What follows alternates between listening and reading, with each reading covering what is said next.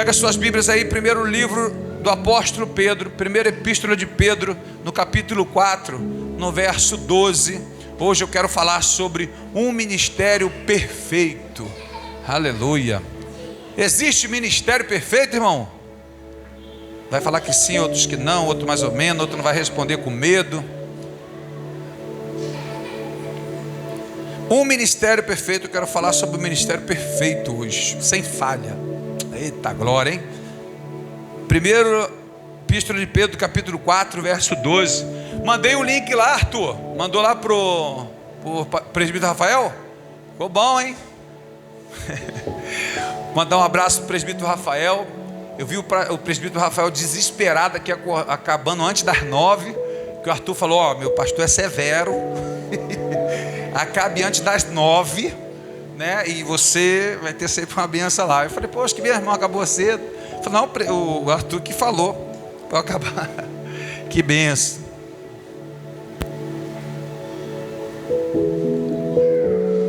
Primeira epístola de Pedro, capítulo 4, no verso 12. Verso 12 e 13. Quero falar hoje sobre um ministério perfeito. Coisa tremenda, né? Diz assim a palavra de Deus: amados, não estranheis a ardente prova que vem sobre vós para vos tentar, como se coisa estranha vos acontecesse. Mas alegrai-vos no fato de serdes participantes das aflições de Cristo, para que também na revelação da sua glória vos regozijeis e alegreis. Amém, meus irmãos? Podem sentar, meus irmãos? Vamos ocupar as mãos, vamos aplaudir o Senhor Jesus bem forte para o Rei da Glória.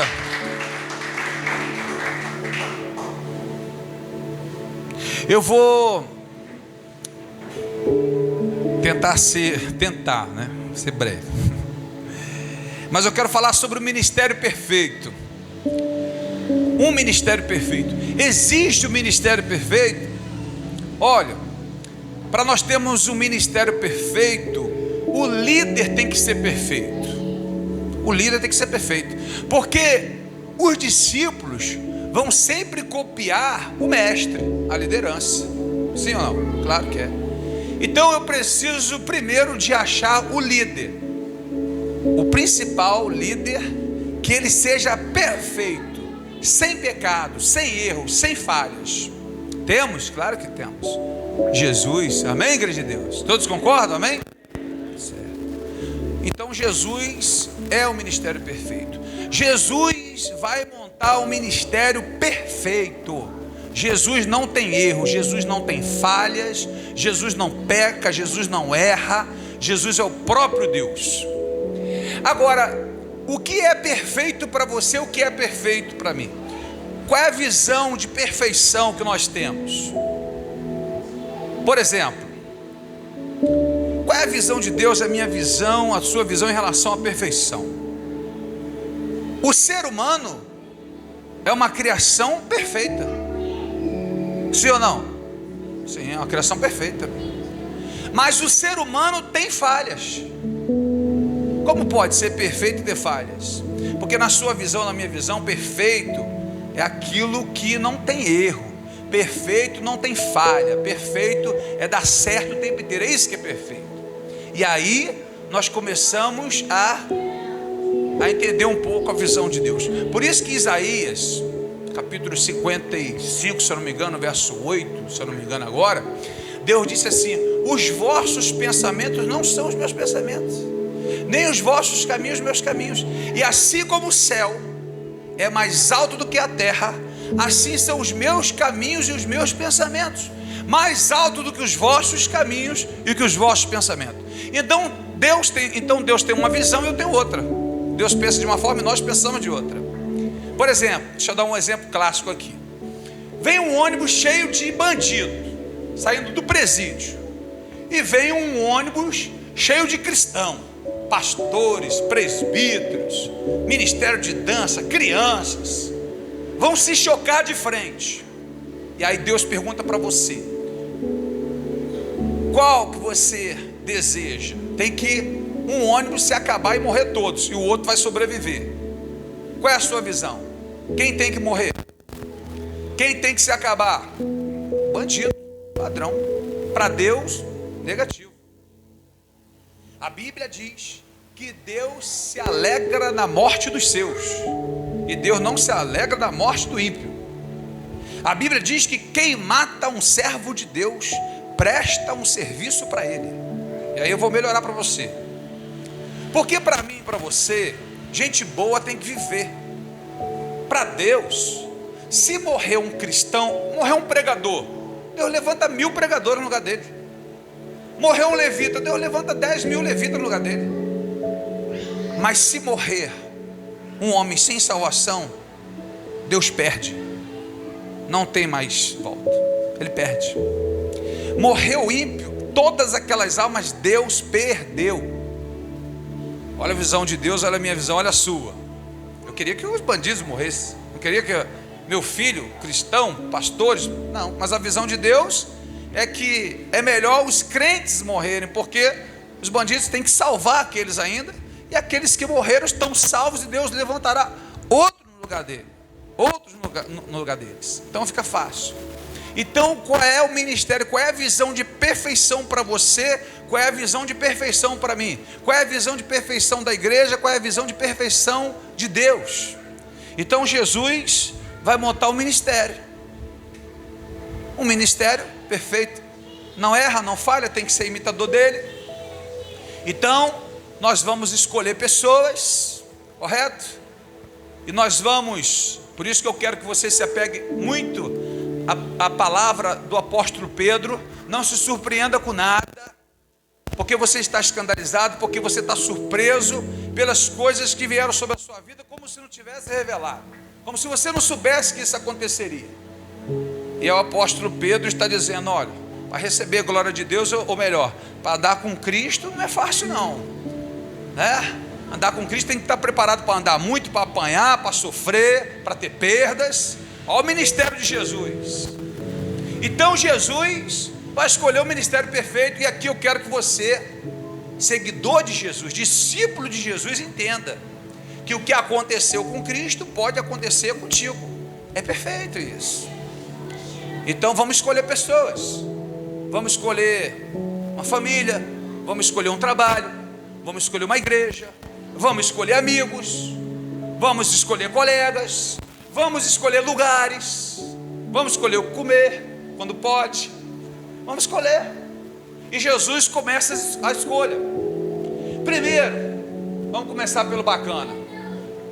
Jesus escolhe. Jesus tinha vários discípulos, vários.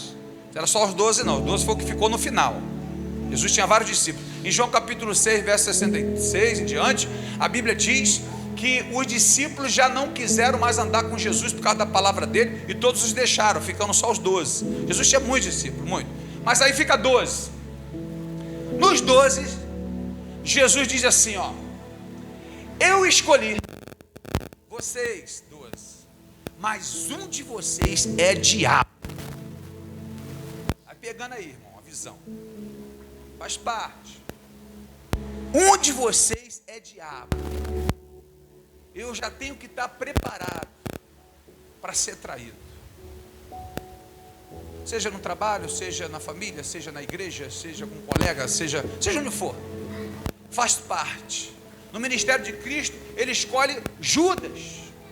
Sabe quem é Judas, conhece o caráter de Judas. Desde o começo ele sabia quem era Judas. Vai ouvir a mesma palavra, vai andar comigo também, mas vai trair. E a gente começa a aprender com Jesus. E aí o apóstolo Pedro está alertando, porque o apóstolo Pedro andava com Judas. Não quer dizer que era igual a Judas, mas foi escolhido por Jesus. Eles ouviam a mesma palavra, ele andava com o mesmo Deus, eles estavam no mesmo lugar, eles eram apóstolos. Só que a escolha fez toda a diferença. Porque o fato de ouvir, estar no lugar, e tocar ou pregar, isso não garante salvação. São as nossas escolhas. O que nós vamos fazer com aquilo que nós estamos ouvindo, como nós vamos praticar, é que vai mostrar toda a diferença. Então Judas está ouvindo e Pedro também está ouvindo. E Pedro já está alertando na carta. Não é surpresa nenhuma. E olha que o apóstolo Pedro é um homem de Deus. Sim ou não, irmão? Sim ou não? Mas vai abandonar. Homem de Deus. Eu escolhi Pedro, mas vai abandonar. E ele foi afirmou severamente com Cristo: isso jamais acontecerá. Jesus falou assim: hoje mesmo você vai me negar 3 vezes antes que o galo cante. Você vai me negar. Isso não vai acontecer. Sabe o que a Bíblia diz? E todos disseram o mesmo. Quem saiu na foto foi Pedro, mas todo mundo estava ali. Todo mundo falava que não ia negar. Todo mundo ia ficar com Cristo. Quando Jesus foi preso, faz parte. O ministério é perfeito, meu querido. O ministério é perfeito. Está pensando que é só contigo? Está pensando que é só comigo? Está pensando que é só com a minha esposa, a tua esposa? Está pensando que é só com o seu amigo? Vai ficar dando de vítima? Você vai ter momento na sua vida que você vai ficar sozinho. Ninguém vai ver teu sofrimento. Todo mundo vai sumir. Faz parte. Perfeito. Ninguém me visita. Ninguém me dá uma palavra. Faz parte. Faz parte. Jesus, quando está morrendo na cruz do Calvário, ele disse que até o Pai abandonou. Pai, por que me abandonaste? Porque faz parte. Porque vai ter momento que você vai estar sendo crucificado, você não tem mais o que fazer, está todo mundo te olhando, mas ninguém vai poder fazer nada por você, porque é a sua luta, é a sua prova, é a sua cruz, são suas experiências. E não adianta ficar transferindo isso para os outros. Não adianta ficar botando culpa nos outros. Não, porque o fulano, não, porque o tio gente aí não vem dar uma palavra, coitado, você é um pobre coitado. Você não pode apanhar não, né? Coitado. Você tem que ser protegido. Você está triste. Por que você está triste? Não, porque abandonou, porque alguém traiu, porque faz parte. Todo mundo vai passar por isso. Todo mundo vai passar por isso. É triste dizer, eu sei que você não gosta de ouvir isso, mas você vai passar. Se não passou, vai passar. Todo mundo passa por isso. Jesus passou por isso várias vezes. Os discípulos passaram por isso. O apóstolo Pedro foi categórico e afirmou: jamais te abandonarei. Quantos de nós falamos isso? Ah, Senhor, se for para sair da tua presença, eu prefiro a morte. Aí tu fala: irmão, tu está desviado. É, pastor, tu não preferia a morte? É, mas aconteceu. Não tenho o poder de julgar, não. Estou falando que pode acontecer comigo. Todos nós falamos isso. Nós fazemos juras de amor com o nosso Deus. Nós prometemos a nossa vida. Mas tem pessoa que corre por qualquer coisa. Tem pessoa que corre por qualquer problema. Tem problema na igreja, tem problema na família, tem problema na segurança. Se abate, fica triste. Isso faz parte. O ministério é perfeito. E Jesus sabia que estava lidando. Jesus não erra. Jesus não falha, mas chamou Judas. Você é diabo, vai andar comigo, vai cuidar aí, ó, das finanças. E Jesus foi pego de surpresa. Jesus foi, quando foi traído, foi pego de surpresa. Até a cruz, todo mundo já sabe, quem é crente sabe isso. Tudo no livro de Salmos. Porque me abandonaste, está no livro de Salmos. A esponja, o vinagre, tudo no livro de Salmos. Os ossos que não foram quebrados, isso havia lá de Salmos de Davi. Tudo bíblico. Jesus sabia o que estava fazendo, ou ele foi pego de surpresa? É claro que é uma mensagem para mim e para você. O que o apóstolo está falando aqui? As aflições de Cristo, para que também na revelação da sua glória vos alegreis com Ele. Você acha que vai receber sua glória? Olha a palavra de Jó. Jó entendeu isso. Jó entendeu isso. Quando a mulher chegou e falou para Jó: amaldiçoa o teu Deus e morre, ele falou assim: olha, nós recebemos o bem de Deus e não receberíamos o mal. Fala como uma louca. É tipo assim: você não conhece Deus, você não conhece o Senhor, você não conhece o ministério de Deus, você não entende que tudo isso faz parte do plano. Porque adorador, há uma diferença de discípulo para seguidor. É igual paixão e amor. Paixão parece o amor. É o lado bom do amor, de estar tudo certo o tempo inteiro. Tem dinheiro, estou apaixonado. Está duro, acabou a paixão. Tá, vamos viajar, vamos passear, paixão suporta. Comprar roupa, se divertir, saúde, paixão suporta. Doença, pobreza, dureza, só o amor fica. Paixão suporta isso. Paixão só quer o lado bom da história. É o seguidor e o discípulo. O seguidor é pão e peixe, é comida. Tem bênção, tem milagre, tem promessa. Por isso que as igrejas estão cheias de seguidores e poucos discípulos. Porque as promessas também é só pão e peixe. Vem para cura, vem para o pão, vem para o peixe. Vai ser nessa quarta-feira, hein? Vai ser nessa quinta do milagre, hein? Você vai sair com um pãozão terrível. Você vai sair com um carro, com peixe, com casa. É pão e peixe. Seguidor, multidão. Mais de 5 mil. Aí quando começou a aplicar a doutrina, a regra, o que tem que fazer para ser salvo, tem que ser crente e parar de ser cara de pau, só atrás de bênção, de vitória, e não das lutas, das pelejas, das dificuldades, e morrer com Cristo e participar do ministério dele. Aí só ficou os 12. E entre os 12 ainda vai ter que ter a peneira. Um é diabo, até o diabo ficou. Rapaz, o diabo está dando muita... não, já? O diabo está botando o crente no bolso. Os discípulos foram embora, mas o diabo ficou. Irmão. Rapaz, nunca pensei nisso não. Isso aqui é revelação purinha. Está gravando aí, irmão? O diabo está botando o crente no bolso. Todo mundo foi embora, os 12 ficaram. Judas, que tinha diabo, ficou. E os crentes foram embora. Eita Jesus. E é interessante que os fariseus, doutores, saduceus da época, os teólogos, grandes estudiosos da palavra, diziam que Jesus tinha demônio. E os demônios diziam que Jesus era o Filho de Deus. Tá bom para tu, irmão? O diabo, não, rapaz, que isso, vigia, você é o Filho de Deus. Não, ele é tu, não, que é tu, que é? Ele é o Filho do Deus Altíssimo. O Satanás está dando banho em muito crente, filho. E aí, ó, escolhido. Um é diabo, o outro trai. Aí vem o apóstolo do amor, chama João, o apóstolo do amor. Olha as cartas de João, olha a pista de João. João é chamado o apóstolo do amor. Tudo dele é amai-vos uns aos outros. Irmão, irmão, eu escrevo com grande... Irmão, João é aquele camarada amoroso. Mas quando ele chegou numa cidade que viraram as costas para ele, sabe o que ele falou?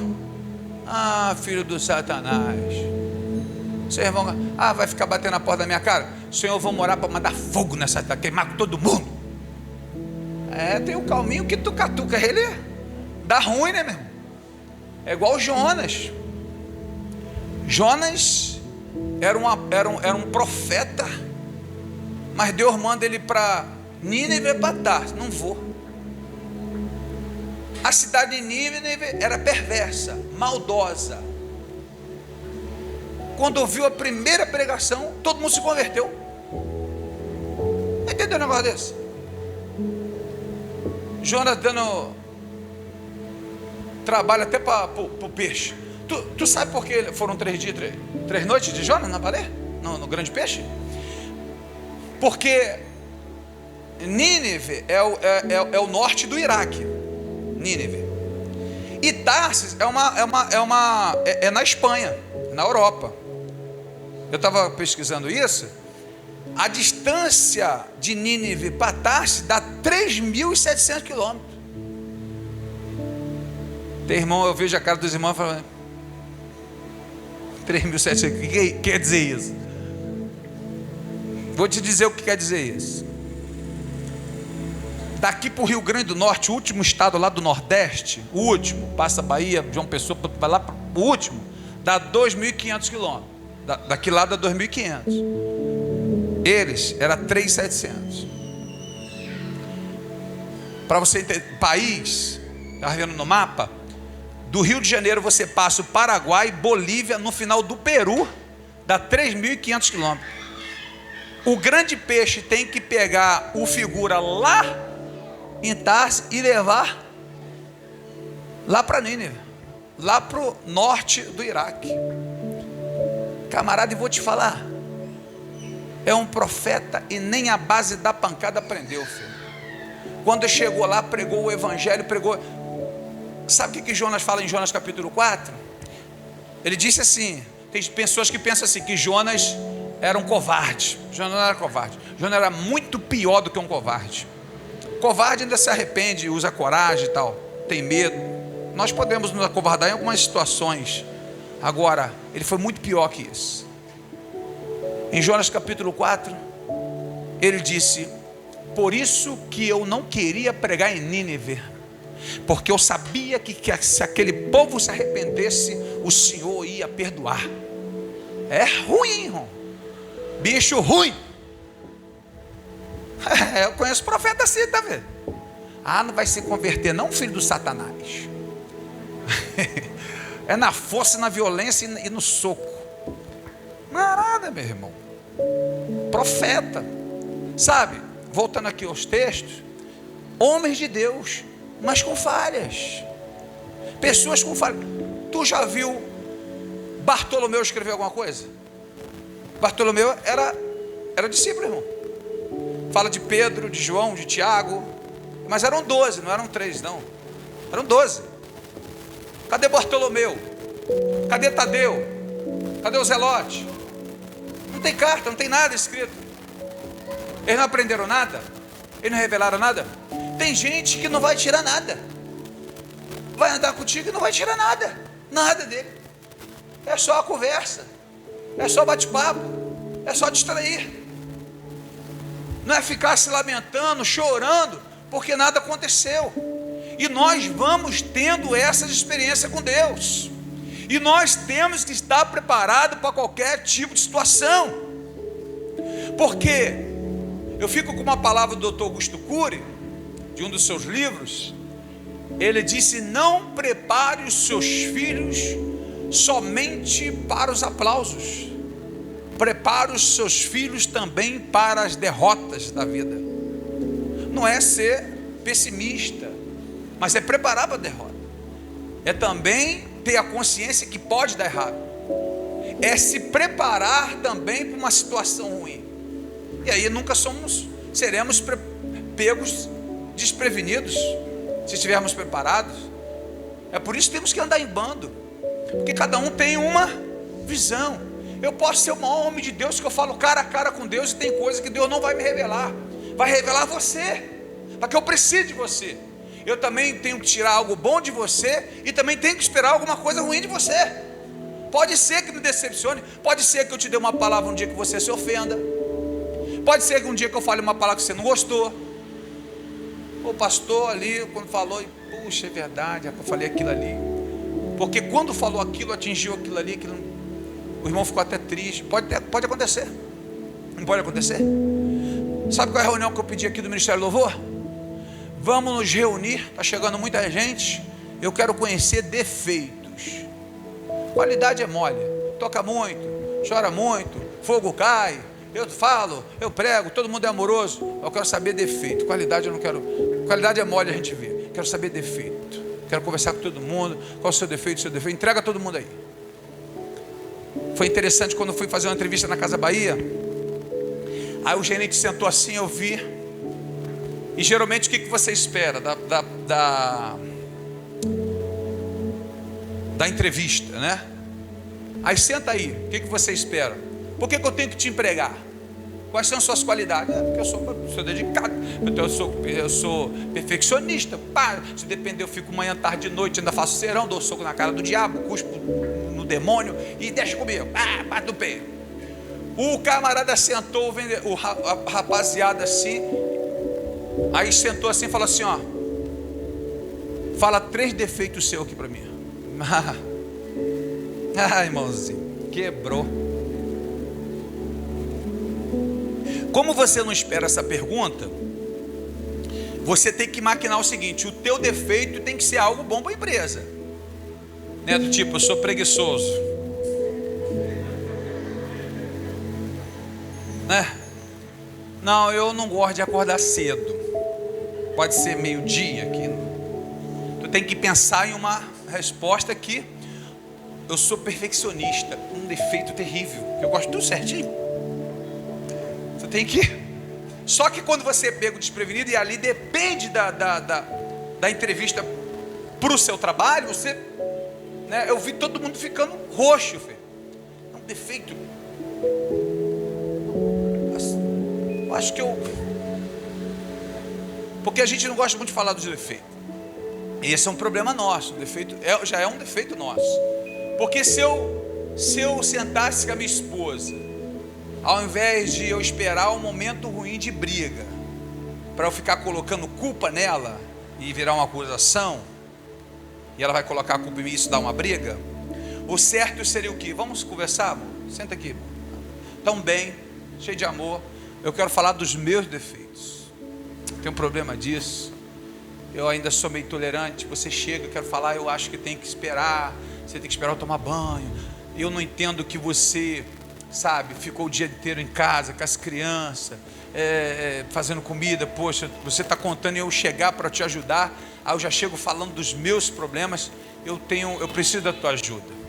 Eu preciso tratar isso. Como é que faz? Tu espera um pouco, espera eu tomar banho. Como é que a gente faz com isso? Eu vejo que eu não gosto que mexa nas minhas coisas. Eu sou cri-crizinho, bobeira, sabe? Pegou um tênis, botou em outro lugar, que palhaçada. Aí eu faço maior questão, eu sou enjoado, sabe? Por exemplo, a comida, eu quero arrozinho aqui, feijãozinho aqui. Se misturar eu não gosto, aí embola minha cabeça, aí eu tenho um problema, eu tenho um toque, você pode me ajudar? Não tem problema não, bota como você quer, bota cenoura aqui, bota aqui, bota aqui. Ah, então está resolvido, né? Vamos conversar sobre nossas fraquezas, nossos erros, nossas bobeiras. Sou ciumento. Legal falar sobre isso. Sou ciumento. Não sou ciumento de brigar com você, arrumar confusão e tal. Mas se eu ver você conversando com um rapaz, aí, principalmente se for bonito, né?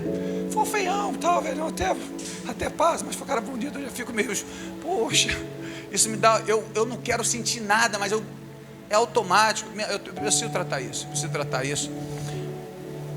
Eu tenho um amigo, o pastor Fábio. A Thalita, ela é missionária hoje, ela está lá na Venezuela. Ela vai vir aqui e a gente abençoa lá e tal. E o primeiro namorado que ela teve, aí ela ficou com esse menino tá um tempo.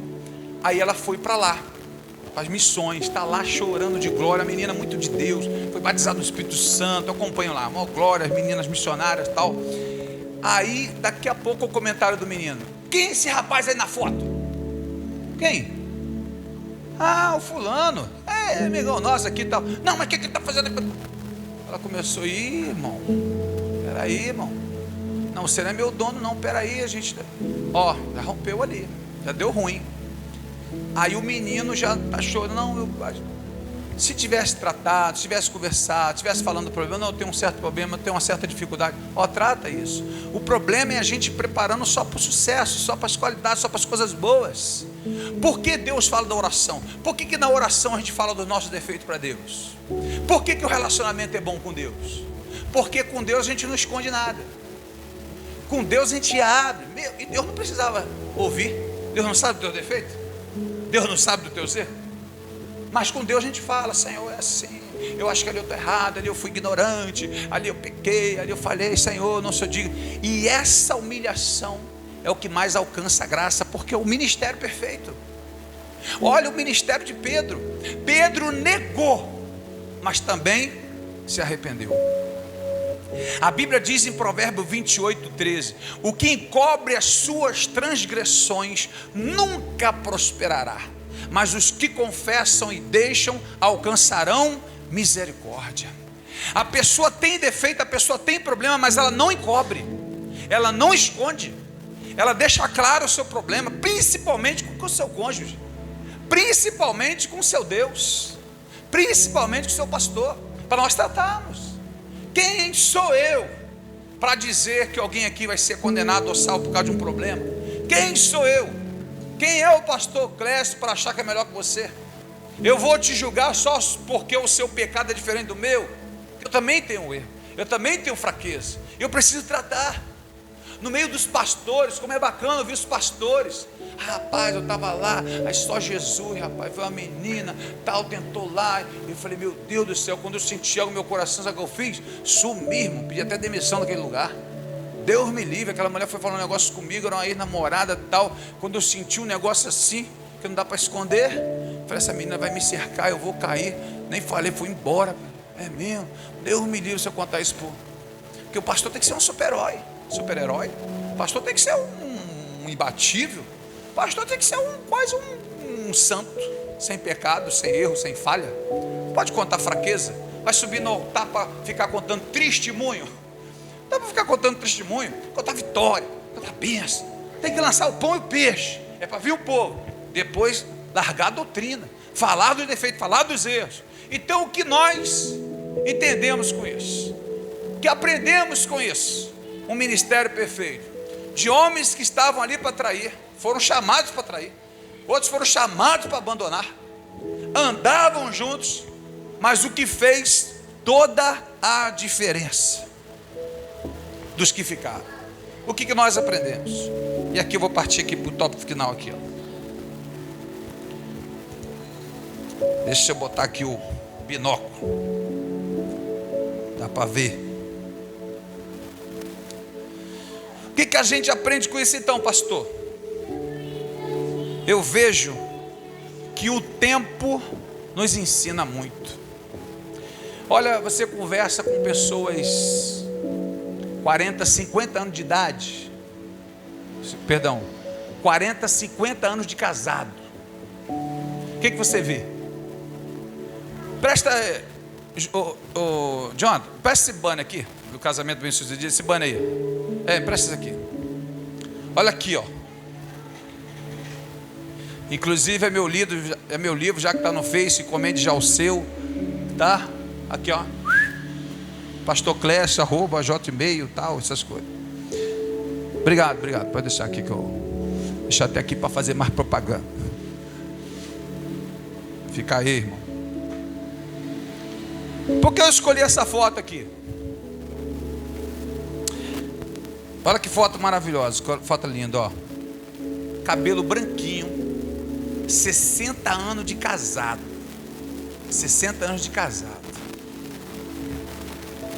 São apaixonados como se fosse o primeiro dia. Beijo na boca, irmão. Que coisa linda, irmão. Irmão de 90 anos beijando a irmã de 90 na boca. Coisa linda. E aí, eu conversando com ele, essa foto é de um computador. Eu conheço um casal que é um senhor de bastante idade e ela também. Posso falar, ó, porque são referência para mim. Pastor Orestes e a irmã Vera. Tem quase 60 anos de casado. E é isso aqui, ó. Essa foto aqui é deles. Ela é muito risonha, ela é muito brincalhona, sabe? Muito tudo de bom.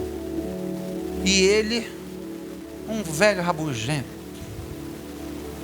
Eu vou lá hoje e falo assim, você é um velho rabugento. E ele fica rindo, você hoje é um filho para mim. Eu pastor Clécio. Para você ver, quando eles fizeram 50 anos de casado, ela me chamou para fazer a cerimônia de casamento. Eu quero pastor Clécio. Brincalhona assim, né? Bateu, testificou. Não, quero pastor Clécio, tal. Negativo. Ele é muito brincalhão. Quero um obséquio. Um garotinho desse aí vai fazer meu casamento. É ruim. Mas me chamou para o casamento. Eu falei, olha, tomara que não seja aquele pregador bananada que eu vou criticar, hein? Banada, que você vai ver. Trouxe um importado, não sei da onde, que prega na rádio, papapá, tal. Vou falar o nome não, que dá ruim aqui, não está gravando. Quando o camarada pregou, mamãe, pensa, não vou falar pregação não. Ele, quando acabou, ele chegou assim, tu ouviu? Eu falei, eu estou aqui ouvindo, em casa a gente conversa. Ela, Só Jesus. Porque ele era madurão, mas ela queria já descontrair e tal. E o outro que foi era mais severo que ele. E aí eu falei, que bacana, hein, que bonito. Aí eu citei a palavra, que eu não sou bobo, né? Eu falei, sabe o que Paulo falou? Os irmãos lá de Éfeso, onde Timóteo era pastor, acredita-se, né, os teólogos. Ninguém te menospreze pela tua mocidade. Mas foi o que o Senhor fez, o Senhor me julgou. Mas ele é muito bacaninha, muito legal. Pensa que não teve problema? Eu conversei com o caso deles, eu não me aprofundei não. Mas eu conheci um outro casal de mais de 50 anos de casado. Teve vários problemas. O casamento é perfeito, ela ama, esse beijo, coisa linda. Mas tiveram vários problemas no casamento. Vários. Sabe?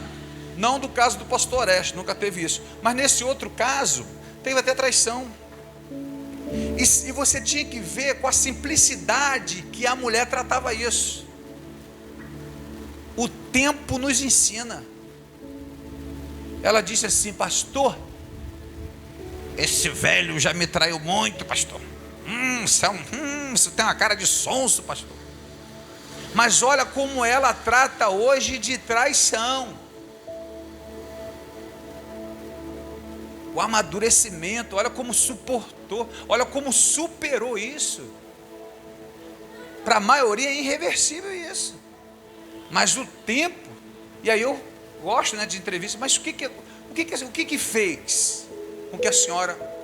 Eu pensei, pastor, no meu filho, pensei nela, ele era uma boa pessoa, aconteceu, a menina também, ele foi levado, ele confessou para mim, ele chorou, sinto o amor dele.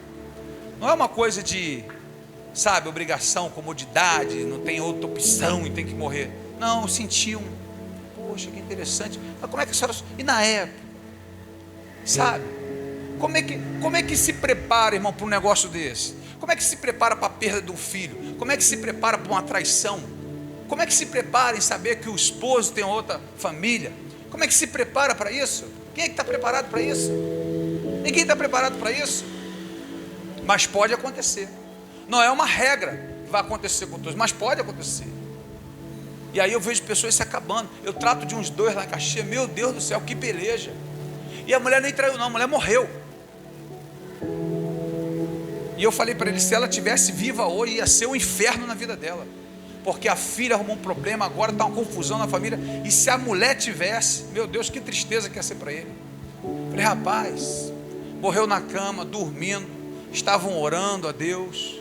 Ela falou que do jeito que ela queria morrer, de idade já, uma senhora de idade. Mas ninguém se prepara muito para a perda, a gente se prepara muito para o sucesso. E eu vejo que o tempo nos ensina. Em segundo lugar, eu vejo o amadurecimento, eu vejo paciência. Sabe o que Salomão falou em Eclesiastes capítulo 7, verso 8? Melhor o fim das coisas do que o começo. Melhor é a paciência do que a arrogância. Você pode ter autoridade e não ser ignorante. Você pode exercer os seus direitos sem ser ignorante, sem ser arrogante. Pessoas que são cristãs, né, que não, pastor, mas comigo é assim, eu resolvo mesmo, tal, Deus me conhece, Deus te conhece, mas não aceita. A Bíblia te ensina a fazer. Você pode usar seus direitos, você pode ter uma pessoa de autoridade, mas pode ser com paciência. Não precisa ser arrogante, não precisa ser ignorante, não precisa passar por cima de ninguém. Você não precisa crescer pisando em alguém. Você não precisa aparecer para alguém para dizer que é alguma coisa. Não apareça fazendo o outro sumir. A Bíblia não orienta isso. A Bíblia te orienta a ser cristão. Se quer usar da autoridade, se quer usar da lei, se quer usar do que for do seu caráter, mas com paciência, como a palavra manda usar. Então olha só, eu aprendo com isso aqui a paciência. Em terceiro lugar, deixa eu ver aqui, abrindo o entendimento, porque tudo fazia parte do plano de Deus. Tem uma passagem que agora eu não lembro onde é. A Bíblia diz que Jesus andava com ele.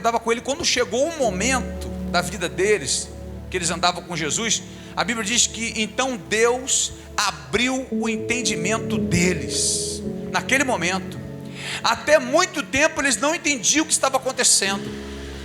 Talvez hoje aqui tenham pessoas aqui, ou vão assistir pelo YouTube, pelo Face, rede social, que não entenderam o que aconteceu na sua vida e não tinha resposta para isso. E hoje Deus está abrindo o seu entendimento. Tudo fazia parte do plano. Quantas pessoas que você vai ver, pastor, se existe Deus, porque a pessoa foi morta ali, se existe Deus, porque ali foi violentado o pastor, porque se existe Deus, irmão, primeira coisa, Deus não trouxe pecado para o mundo, isso é a primeira. A Bíblia diz, de que se queixa o homem dos seus próprios pecados, essa é a primeira. Quem trouxe o pecado para o mundo foi Adão, não foi Deus. Deus veio tirar o pecado. Então Deus criou o ser humano perfeito, sem pecado, sem falhas, para viver bem. Ele traz o pecado, ele erra, ele causa os problemas, ele traz a doença, ele traz a morte, ele traz o problema. Jesus veio tirar, isso tem nada a ver com Deus, nada a ver com Deus. Então a coisa é inversa. Então a Bíblia diz assim em Provérbios capítulo 19, que o homem, a astutícia do homem perverte o seu caminho, mas é contra o Senhor que ele se ira. Ou seja, é o homem que planta o abacate e depois ele vai perguntar para Deus por que está nascendo abacate. Ele planta manga e depois vai perguntar para Deus por que está nascendo manga. O homem está colhendo o que plantou. Só para ter uma ideia, tem um gás, eu não sei se é Frindo agora, não lembro do nome do gás, que é colocado no ar-condicionado. Esse gás, quanto ele arrebenta com a camada de ozônio. O gás, vem o calor, tem que ligar o ar-condicionado. O gás vai arrebentando a camada de ozônio, e cada ano que passa vai ficando mais quente. O efeito estufa, o que é o efeito estufa? É um carro no sol, bate o calor, não tem para onde sair. Quando você abre o carro, filho, está pegando fogo ali dentro. A terra, o que está acontecendo? Né? Vai soltando tudo, vai tampando tudo, vai botando o gás, vai poluindo a água, vai poluindo o ar. Vai dar ruim, filho. Vai chegar uma hora que vai dar ruim. Não tem. Quem é que está plantando isso? Quem é que está fazendo isso? O ser humano. O ser humano vai plantando e aí vai vindo as catástrofes, vai vindo os problemas na natureza, vai mexendo na natureza, vai mexendo no corpo humano, vai mexendo não sei aonde. Eu estava vendo o Celso Russomano, ele falou uma coisa que eu jamais saberia isso, mas ele disse que hormônios, né, vai para o esgoto tal, depois trata a água, tem muito hormônio feminino, e na água tratada mesmo assim não consegue eliminar tudo, e também o produto, o detergente, essas coisas, tudo que vai para o esgoto, depois vai para onde isso? Depois trata a água, depois quem é que bebe? Olha como é que está vendo o ciclo, vai mexendo, então o próprio ser humano vai se destruindo. Então do que se queixa o homem do próprio pecado? Então Deus, ele não trouxe o pecado para o mundo, Deus não é culpado do pecado do mundo, muito pelo contrário, Jesus justamente está nos trazendo aqui para dizer, como em João capítulo 1 verso 29, eis o Cordeiro de Deus que tira o pecado do mundo. Jesus veio para tirar o nosso pecado, para perdoar o nosso pecado, para nos salvar, para não deixar se perder, mas preparando, mostrando que ninguém vai fugir dos problemas, ninguém vai fugir das dificuldades, todo mundo vai ter perda, todo mundo vai ter luta, todo mundo vai ter problema, todo mundo vai ter dificuldade, mas Deus também garantiu a vitória sobre todas elas. A Bíblia diz, muitas são as aflições do justo, mas eu, o Senhor, o livrarei de todas elas. Deus sempre vai nos livrar, aleluia, Deus sempre vai nos livrar. Mesmo no ministério perfeito, Jesus estava preparado já para Judas. E olha a coisa interessante aqui, aprenda aqui para a gente fechar a mensagem. Jesus sabia que Pedro também ia negar, mas Jesus também estava preparado para perdoar. Pedro, você vai me negar. E tudo uma preparação. Eu vejo, vou dar a minha opinião. Eu vi num filme, eu achei lindo aquele filme. Pedro triste, porque negou Jesus no filme. o apóstolo Pedro estava muito triste, arrasado, porque a Bíblia diz que ele chorou copiosamente, chorou muito, negou Jesus, porque quando ele estava negando Jesus ali, Jesus olhou para ele, acabou com a vida dele. Porque eu creio no seguinte: quando você comete um erro, você depois pensa naquele erro, onde eu errei, não vou fazer de novo. Mas quando você faz 3 vezes o mesmo erro, você tem consciência do que você está fazendo, né? Você tem consciência. Eu erro com você, você me fala: poxa, eu vou consertar isso aí, não vai acontecer mais. Eu vou, faço de novo. Rapaz, é a segunda vez, por favor, não faz. Eu vou, faço de novo. É uma coisa consciente. Na terceira vez ele nega que Jesus, e é muito ruim você errar e com a pessoa, ou alguém que você está errando ou mentindo, a pessoa está olhando para você. Acabou com ele. A Bíblia diz que ele chorou copiosamente. Aí no filme, eu achei muito interessante, ele ficou ali acabado. Ele não queria mais pregar, ele não queria mais sair. Ele só falava isso: eu não mais sou digno, não me chama mais de apóstolo, eu não sou merecedor, eu não sou nada, porque eu neguei o mestre, eu sou um covarde, eu sou um medroso, e eu não quero mais papo com ninguém. No filme. Aí quando Deus dá a visão a ele, dá uma visão a ele para ele pregar para os gentios, que ninguém queria falar para os gentios, só se pregava para os judeus. Aí quando os gentios chegaram até a casa dele, os servos de Cornélio, falaram assim: olha, Deus, o nosso Senhor mandou você ir com a gente para ir lá pregar o evangelho, para falar lá de Deus. Falou: eu vou com vocês. Pedro pregou lá. Quando ele voltou, os discípulos cercaram ele e falaram assim: vem cá, você entrou na casa de um gentil, de um romano? Aí eles falaram assim: eles não são dignos. Aí Pedro falou assim: e eu sou? Porque eu não sou digno é que eu fui. Eu não sei, mas eu achei muito bem colocado, sabe? Só o apóstolo Pedro se compadeceu de querer pregar para os gentios naquele momento. Eles não. Por quê? Porque ele tinha sofrido aquele baque, porque ele tinha sofrido aquela experiência. Muitas vezes o que Deus vai permitir acontecer com você não é para te humilhar, é para te dar experiência. Quantas vezes você vai ter experiência nos teus erros? Quando você erra, a tua experiência é maior. Eu vou contar aqui, porque a missionária conta isso com orgulho. Eu vou falar para você, porque hoje ela é uma outra pessoa. Ela: pastor, quantas vezes eu dizia: quem está em depressão, isso é frescura, palhaçada, meninice, é oração, é busca, é falta de oração, falta de compromisso. Aí, pastor, 1 ano depois eu entrei em depressão. Nunca mais julguei ninguém. Saí da depressão, nunca mais julguei uma pessoa em depressão. Por quê? Por que ela não julgou? Porque ela passou por aquilo. E muitas vezes Deus permite você passar alguns problemas para justamente você ter a sua experiência. Quantas pessoas valorizou mais o casamento quando estava prestes a perder? Quantas pessoas valorizaram mais sua saúde quando viram o médico dizendo: tu vai morrer por essa doença, se você não se tratar? Quantas pessoas mudaram o comportamento quando perceberam que tudo ia por água abaixo? Não é para assustar, é para ter experiência. Então Deus muitas vezes permite as provações sobre a nossa vida para você amadurecer, para você crescer, para você entender que um ministério perfeito não quer dizer que não vai haver erros. Você não vai encontrar uma mulher perfeita, uma esposa perfeita. Você não vai encontrar um esposo perfeito.